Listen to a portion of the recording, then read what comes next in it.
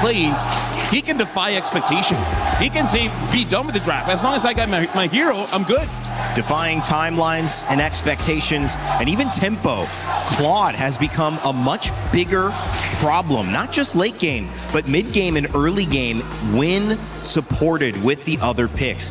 And you have to say, you have to keep your eye out on a Paquito and what that role will be. It was flexed into a double fighter. It was flexed EXP. It was even flexed jungle, but that game actually lost. And once it started to get out of that gold lane, Kelra found an opening. So the key is, does Team Spirit try to attack Kelra immediately to put him on the back foot, or do they build just around their game plan?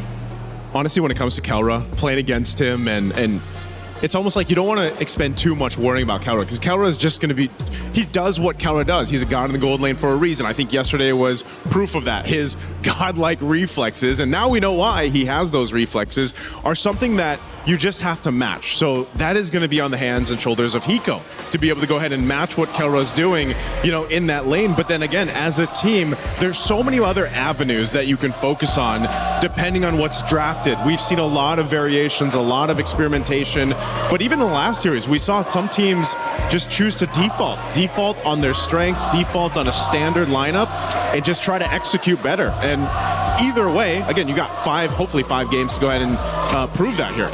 And honestly, I wonder how that conversation that Kelra against their Scream opponents is. It's like, I'm going to use a Layla. Could all 5 of you try to catch me? Yeah. Right?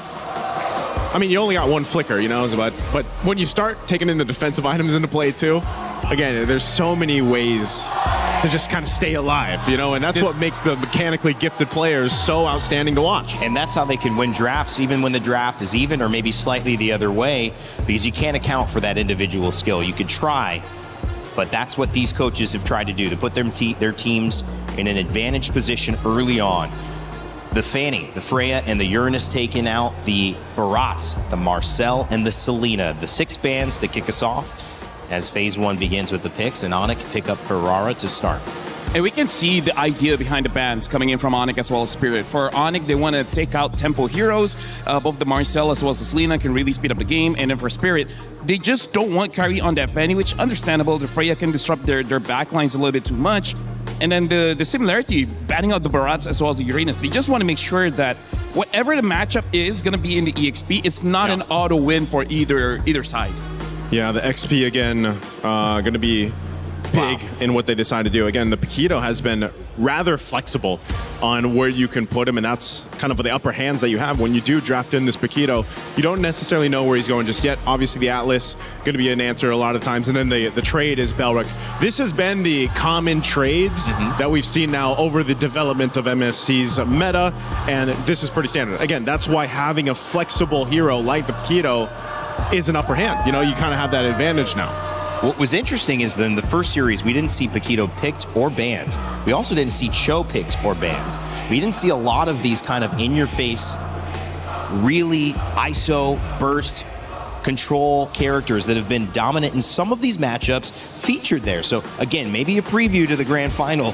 That might be just a non-contention point, and we'll see who has the better grasp of the meta. And we saw in the video before where Team Spirit, they did say Onyx's biggest strength is probably their team fighting. And right now, that draft looks like a pretty good team fight comp here. Having the Belric as well as the Zushin makes it so that they have amazing control from the get-go. The Herrera is just good anywhere. And right now, I gotta say, this is a good Harley pick, because you know that Onic, whatever gold laner they're gonna pick up, it's gonna be amazing just because they already have a good support system. Yeah. Doesn't matter if it's a Brody, a Claude, or a Harith. All 3 can work well here. This is, you know, shades of what we saw yesterday for Onic work. That Jushin helped so much, and if I recall correctly, it was a Granger in the hands of Kelra that he got to use, because, again, when he locked in the Sky Piercer, you not only had to worry about the movements from Kyrie on the Hirara, but then eventually when the stacks start building up for Kelra on the Granger, lining it up with the Lantern that Jushin provides, it helps so much. You just land your Rhapsody shots, and then you get more stacks, and that was kind of what the result of that game that they had against Aurora Gaming. So this is what, you know, LaFell's saying. You're already really supported and supplemented really well for your gold lane for Kelra. Harith banned as well. You could see, with both teams now looking to pick up potentially their gold lane. That Paquito could still be flexed. It is definitely going to be EXP and gold that they're looking for the ban. So Esmeralda goes down as a ban, so does Hera. I just feel like for Team Spirit, as long as they have one more hero that could potentially deal with a backline, is going to be good. So I'm looking to see if Spirit is going to be loco enough just to have a big burst in mid, something like a Farsa, because that can deal with quite a lot unless you're going up against a Claude, which Team Spirit could pick up the Claude later on and then make it so that Onic doesn't have a dive type of goal laner other than a Moskov. If you're local enough, basically. If you're loco enough. If you're loco enough. You know what? In game one, I think you can be. You can be a little loco. You can be a little loco. What do you like mid here for Spirit? Ooh, for Spirit against Astrushan, man, I don't know. Aurora Gaming was heavy on Eudora. I mean, is it kind of travel Europe, kind of feeling a little bit more comfortable with her? It's interesting because a lot of times we see the Eudora even paired up with the Belric, right? But in this case, if they decide to go ahead and grab it, they can. I think it is one of the better heroes, too, for Sunset Lover, at least from what we've seen him over the past few days. It can also help, I guess, combo with the Harley in a way. I mean, the Harleys work so well just because you don't only have to rely on that deadly magics, but then depending on the builds that they go, you know, whoever is able to get that Genius Wand, it does help kind of get that burst a little bit faster once you shred down some of the magic resistance here of the opposing team. So there is a room, I would say there is room for the Eudora to come through, especially since now we've seen so much of the Selena, the Valentina, obviously, but they're banned out. So yeah, there's the Eudora. Good call, Rain Day. Thanks, buddy. Valentina banned out, Clint as well.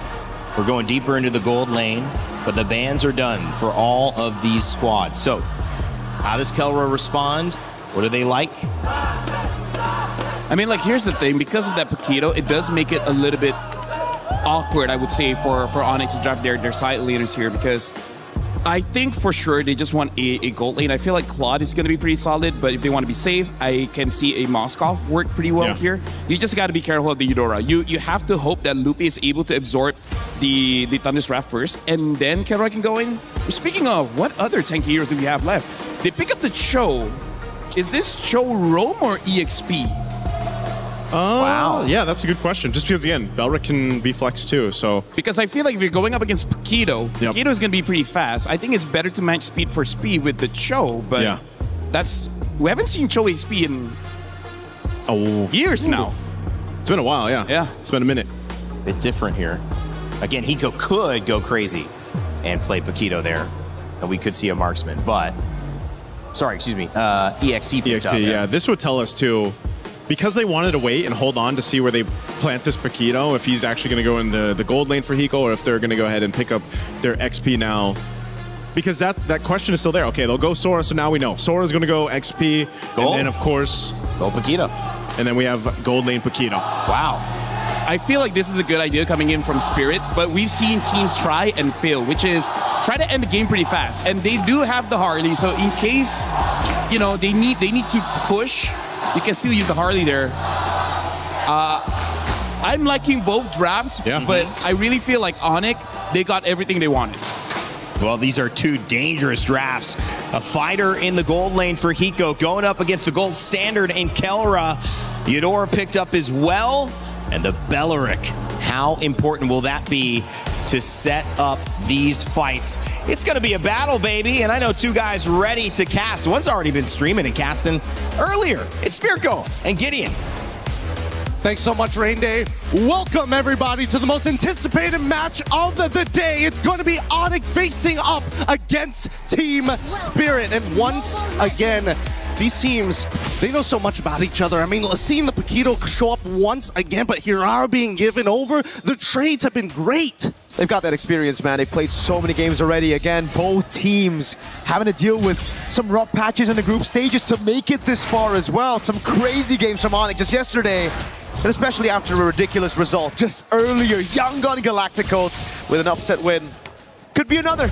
Could be the best MSC ever. It already is up there. I'm already nervous about it, right? Because every single moment, every single position is going to be taken into the account here. You know, we got to put everything underneath that microscope to see where the big plays could be made. Looking at the emblem so far, things are up to standard picks. A lot more tenacities that I'm seeing here, even from Sanz and as well as Lutpi, understanding, hey, I can't afford to die like this, especially since we've seen so many games here at MSC end roughly around 11 minutes.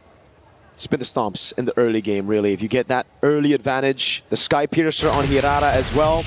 It was a pattern that we saw in the last few matches, even yesterday for Aurora Onic, that whoever gets the Hirara seems to have an advantage unless there's a Fanny on the other side. Yeah, and that's the scary part, right? This early phase, so far, we're already seeing immediately attack on Sans. And this setup here, at level 2, at level 4 for Kairi, they don't find the kill angle, unfortunately. For the upcoming Turtle, though, it's going to be a little late for Sans as well as Keyboy. We'll see whether or not they give it up. They're most likely going to give it up, considering that Team Spirit already running double fighters and Hiko already making his way to proxy the wave. He's got to be careful, though. Needs to really be very careful.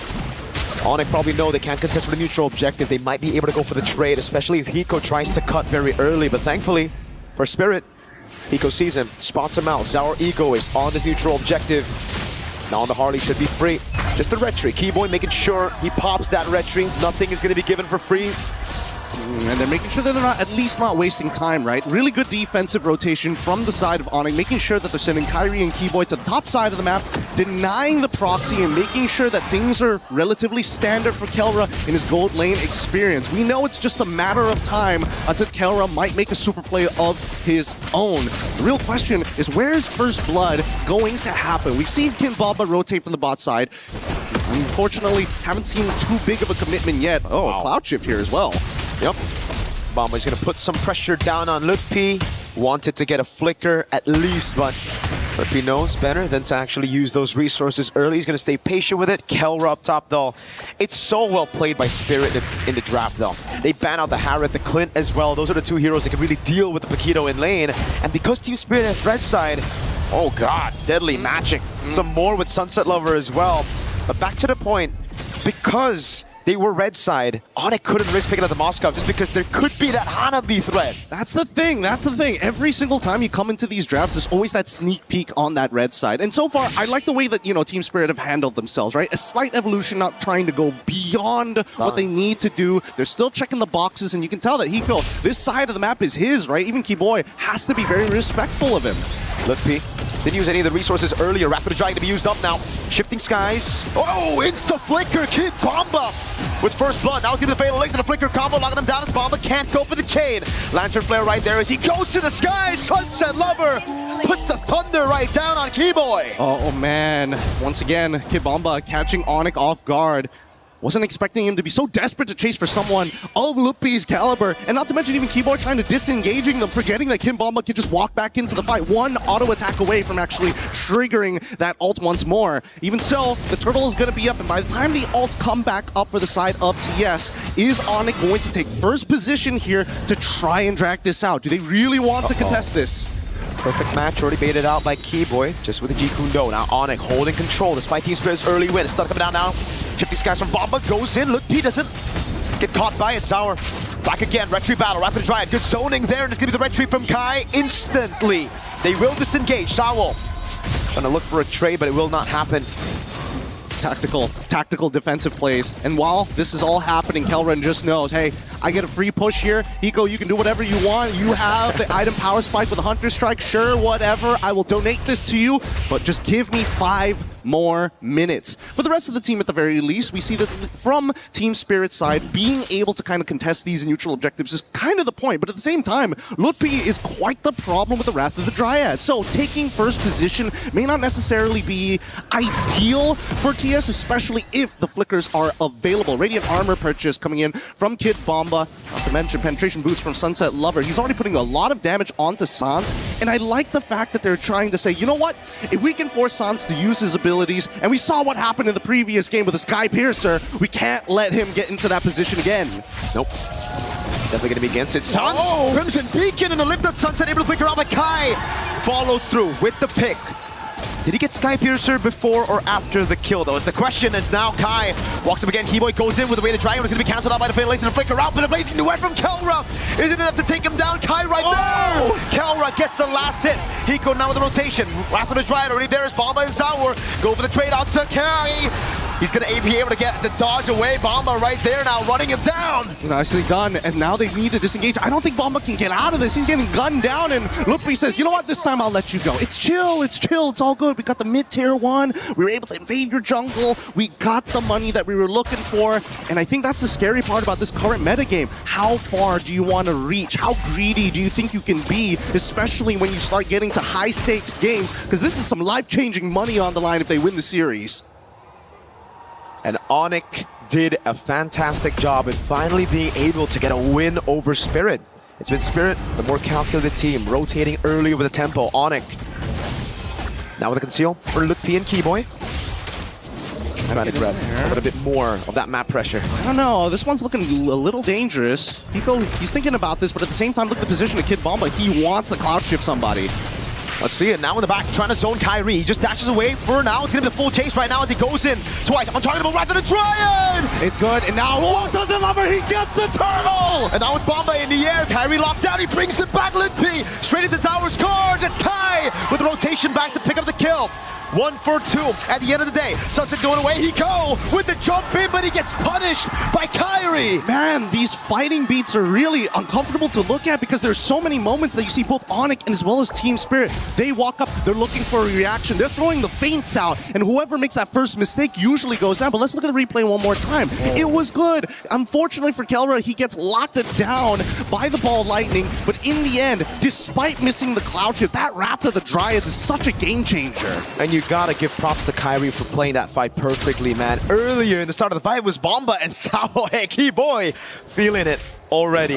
That's the vibe you need if you want to make it to the grand finals. Hiko going in again. It's Kai with the iframes dodging away, but now they have information. Sao with a perfect match. Keyboy on the Cho. That's why it's such a good pick against this Atlas. And both sides trying to draw the line in the sand, but it keeps getting wiped away, and they keep pushing it forward and pulling it backwards constantly. But now it's about item power spikes. At this stage, let's pull up the items just real quick here. At 8 minutes, where exactly is Kelra currently at? Because Hiko, he's already unlocked from this lane. They've got 2 towers, top and bottom side. They can start invading the jungle pretty heftily. Ideally, if they can get rid of mid-tier 1, that'll be more optimal. But even so, the coverage from Onic, they're like, yes, Kelra, invest more, wait until the stocks get big before we sell out. You get to see the fans here. The Sonics in the building. Also the Spirit fans who are really just trying to go band for band with those chant battles. But yeah, I'd love to see those items as well for Onic. Let's take a look at it. DHS Rush. He's going to go for the Golden Staff next, and it's just a component for Corrosion Scythe. So he wants to be active early. He does. But on the opposite end, at least we know, with at least 200 gold difference between the gold laners at the very least, just the cost efficiency of the fighters. Already 2 items down in the bank.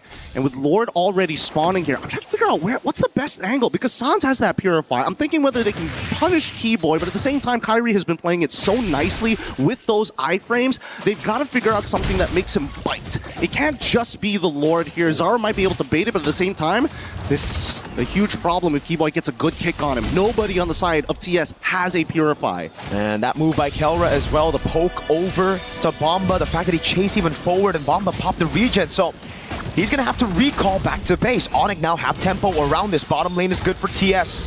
The ball lightning comes around for Keyboy. Hiko deals with the wave in the top lane, but the mid wave has been pushed in by Onic. So it's just a battle of prio around these lanes. This is tactical. This is really, really tactical. And TS, they don't mind dragging this out.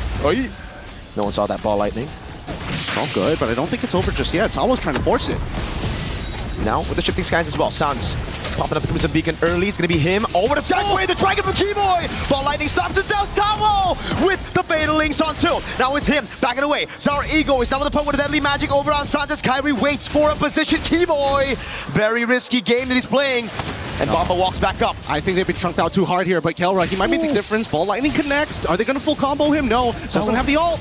He's solo, just a little bit more. The Lord doesn't get the last swing of the Trident. He going out with a jump on Mlbb. No Wrath of the Trident available now with the ball lightning. Sour wins up the right team battle, but Kelra dives into the blazing duet out. Sunset has the BMI. Team Spirit want to chase. They want to go for further. Keyboy's trying his best. Immediately into Thunderform, kicks him away, and Hiko catches 1. Can they get a second one though? Nah, it looks like it's just going to be purple here. That's it. What a crazy fight. A crazy sequence of events. Man, this is really an RTS. it turned away from a moment to an RTS so quickly in these couple of moments. Lucky for Sawo that the Lord decided to go into his animation to knock people up, because if not, he would have been blasted there. Kilra had the right idea. You know, Sunset Lover already used the ball lightning. They were trying to punish him real hard. He still has that flicker, and that's the beauty of it. If he had Purify, okay, sure, I guess he's dead there, but so far, things have been pretty hot for Team Spirit. This is going exactly how we were expecting it, right? Double fighter comps generally take the advantage first. Later down the line, you're expecting that the marksmen are going to be able to not only outplay, but have enough damage to output. The scary thing is, with the gold standard, he's really good at chunking out your frontliners and still having that fancy footwork to get out. He's been doing that all game now, every single time, even before the golden staff, but even more so after it, right? The chunk on Bomba, forcing him back. He's literally just been winning them these small wins before the neutral objective even starts. But it comes down to, again, the lane management in the side, and that's why right now Kelra's kind of chained, locked in from going into the side lane because of the Paquito, and Hiko plays such a good game here where he's never really in vision. Yes, and the best part is that he likes to stick his foot out in random spots just to make people feel like, oh, we got to be worried about the potential flank here. What about the tri-brush? What about... And then they won't, they just slow down. And I think that's the important thing here. Both teams need to really take into account every little detail that's happening across the map. And I think there are moments that I feel that Team Spirit are willing to 50-50 for, especially when they've got priority and pushing waves on their side. Back to Hiko and the Paquito, though, the choice of emblems as well. We've been seeing a lot of lethal ignitions, obviously. In the XP lane, it was mainly quick quantum charge. And that's what Hiko has taken. That inspiration from the XP lane Paquito into the gold lane. Now he's not, hey, yeah, gone down, man. Hey, looking from the top-down view.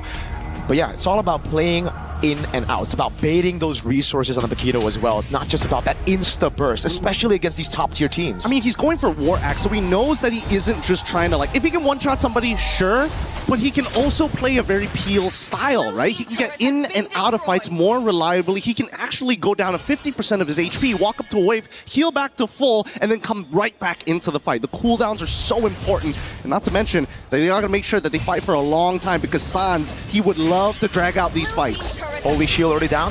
Deadly magic onto Sans. They're trying to really bait out those Crimson Beacons. Mlbb gonna be caught now. Thrown back. Rather try it, but it's too far away from the rest of the team. And that's gonna be Mlbb taken low, taken out by Hiko. Really nice. And now they're gonna keep on going forward for this, but I don't think they want to dive even further. They use all of their ults just to get Mlbb, and they still haven't cracked open the inhibitor, which is totally fine. But now we're seeing the major interactions here. Kid Bomba recognizes you can Wrath the Dryad all you want, as long as I am in that cloud form, casting abilities without any hesitation. There's not gonna be a moment for you to lock me down. Oh, this time they get the Crimson Beacon. Sawo with a perfect match now knows there's a man advantage that they want to capitalize on. That's a base turret with the First Lord with fighter side lanes. And Onic, they decided, you know what? We'll give it to them. It's not the long lane. The Lord is still spawning on that top side. So this is just something that we're going to have to manage. And especially if teams of this caliber, managing the lane ain't that hard. But then comes the problem later in the game. Their wave clear is not that great. It's only Kyrie and really Kelra who can clear these waves, but even Kyrie is starting to reach his cap on how much damage he can do, because a lot of his damage is directly tied to his levels. Now it's back to that slow game. It's all about building these waves. And again, Spirit have been the ones with the advantage when it comes to dealing with the waves in the side lane, just mainly because of that 1v1. Kelra, he's gonna have to wait for the Wind of Nature, and even then, I don't think he's comfortable playing in that side lane, right? Even if he gets the Wind of Nature, just because Hiko on the QC on the War Axe is going to get the Queen's Wings as well, and the Flicker, it'll be more worth for Hiko to bait that Wind of Nature over just, again, a fight from Kelra. Which makes me wonder whether or not Hiko is going to go and start getting himself a Malefic Roar or straight into the Queen's Wings. Considering that he's got the War Axe, I would only assume that it's going to be the Queen's Wings after, but that's, you know, a very EXP style of playing it. We'll see what options he has in a bit, because Conceal's already out and Sawo's opening up the Tri-Brush. Keyboard doing a good job again, just holding that wave, but now it's the EECA special, baby. It's that Lord Dance in the bottom lane, playing it as slow as they possibly can. Oh, Deadly Magic's already on Sans, but Sans very calm. He's not going to react, not yet. Not until he sees Sawo do something crazy here, because TS, they're willing to start. Oh! Whoa, Sunset able to flicker out of the Wrath of the Dryad. Now it's Keyboy locked down with the Frozen. And the perfect match instantly goes! Sawo with the ball, which is Sawo! With the Fatal Links, that's Kelra popping the blazing weapon. He's going to get bursted down by the Deadly Magic. And now it's Sans with a Lantern Flare. And now they disengage. Finally, a moment to breathe at the very least. Kid Bomba, he doesn't mind dying there, but he wished that he got somebody other than just Keyboy. Now, Onic instantly going to take priority and first move on this Lord. What is Team Spirit going to do? Because we're seeing a flank coming in from Zara. Opens up the Tri-Brush. They know it's safe, and Hiko, he's pulling attention to himself. This is great. That wave bot wasn't set up perfectly by Spirit, and now it's going to be building back for Onic. Slow pushing towards Spirit. So it's a win for Onic for now. But they have Keyboy down. That means Spirit have the man advantage for a while as Bomba spawns. I think Onic recognized that TS, they can't blitz this down as quick as they want to, so they can actually maintain this tempo. It's getting really dangerous because now the Kid Bomba is going to start showing himself. This is where Onic needs to take advantage of the scenario. Well, same time as well, that top side is shoving in pretty hard. Hopefully it doesn't mess up their mid wave as well. Probably will. They're going to have to send members down there, and that means it's free for Zaur to clear out the mid wave. Now, it's Bomba who set up the wave in the bottom lane in a good spot for it to build back in favor of Spirit. So they've got like roughly a minute or two to work with here. TS has set it up nice. Let's see who gets it. Saul with the jump now. They know he has no Purify, but Hiko's going to be taken very low already. Lippy going to be chunked down as well. Shifting skies from Bomba. Trying to lock them down already. Now it's Zaur and Kyrie going to go for the retry battles. Deadly Magic will land on Kelra. Bomba's right there. Ball lightning! And it's Bomba with the jump Zaur with Retribution. Beautiful play, and they're going to go further than this. Kyrie does not get the Lord this time, but at the very least, they are able to trade upwards. Man, Kid Bomba really wanted to deny Kyrie of that retribution and was willing to die for it. But is it worth another 2 Sky Piercer stacks? Zara with a jump, Deadly Magic! Kyrie needs to time this, but I think he's good anyways, right? Just gotta be careful of that Lightning Truncheon proc. Yeah, no, it's so safe. I really love the fact that, you know, once you get to a certain point with Hirara, you're like 3 seconds, okay, perfectly fine. Double iframes if necessary. I can wait for my combo points to actually come back up. As long as nobody threatens me in the meantime to force him out, generally will survive. Now let's look at the items one more time because we're seeing max build already from Hiko. And yes, he did opt to go for his third item to be the Queen's Wings on top of getting the Malefic Roar at the end, so he has that real 1-2 punch for Kelra if he doesn't build that Winds of Nature soon. Doesn't seem like he is gonna build the Wind of Nature. He wants to gamble it, man. This is the guy who went Brody against a Beleric, all right? It's all good. He can react to things, and that's what he's leaning on. He's leaning on his own skills, the drills that LaFell was talking about as well, pointing out to Kelra, who's just been practicing all around to deal with damage, to deal with setting tools. Hey, speaking of damage and dealing with setting tools, Sans also getting himself a Radiant Armor here to make sure he doesn't die to Zaur. So now he's not exactly the most optimal target, and Zaur has to rethink who he's going to be jumping on. I would like to say Keyboy, but like half the time, those kicks really is more for disruption than it is for a big set, considering that both sides have some big haymakers ready to unleash. And I think Zaur's been playing like a really good game with the way that he's going in and out and trading the aggro. Very similar to an MMO RPG raid. You have your tanks, they gotta cycle the damage between each other to make sure that everybody stays healthy. Uh-oh. Keyboy has a Shunfu. The Deadly Magic will actually bait it out now as Keyboy gets the Jikudo. Not a Shunfu again. Sawa with the Fatal Links, able to catch 2, but Keyboy will get the way of the Dragon to disengage for now. Hiko staying busy while that happened. Pushing in the mid wave, getting a bit more damage onto that base turret. And I like the fact that Zara, especially when there's technically nothing to fight for, he's willing to just throw the Deadly Magic at you. Just like, yeah, I need to get something, I need to get a reaction, and as long as that reaction actually happens, it's fine. My ult's gonna come back up in less than 30 seconds. Arguably, wait, what is he, level 15 already? Yeah, about 26 seconds, no problem. That flicker though, well, long cooldown on Keyboy. And that's really the only engage tool, right? Yeah. It's Lippy here, more on that reactive. Oh no, did they read out Keyboy's movement? I think they did. No flicker, Keyboy. How are you gonna run away from this one, buddy? That's a ball lightning. The Thunder's Wrath as well. Keyboy gonna be taken out by Zaur as Bomba walks up and they don't use any crucial resources. It's just the Deadly Magic. Now more than ever, the meta demands you perfection from not only your rotations, but your positioning as well, and reading your opponent. So far, the score is 8-8, but the 2.2k lead on the side of Team Spirit is starting to make me nervous here.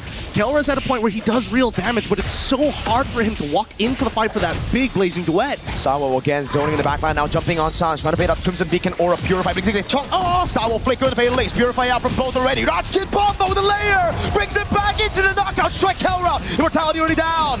It's right, they were going for it, and Kevin says already gets Kelra. They want to get a little bit more, but at least with Kid Bomba, he survives as Kyrie is next to fall.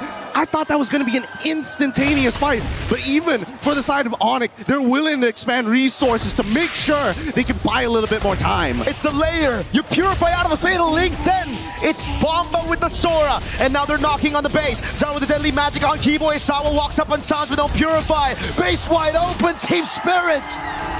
Secure game number 1. All right, that's a great start.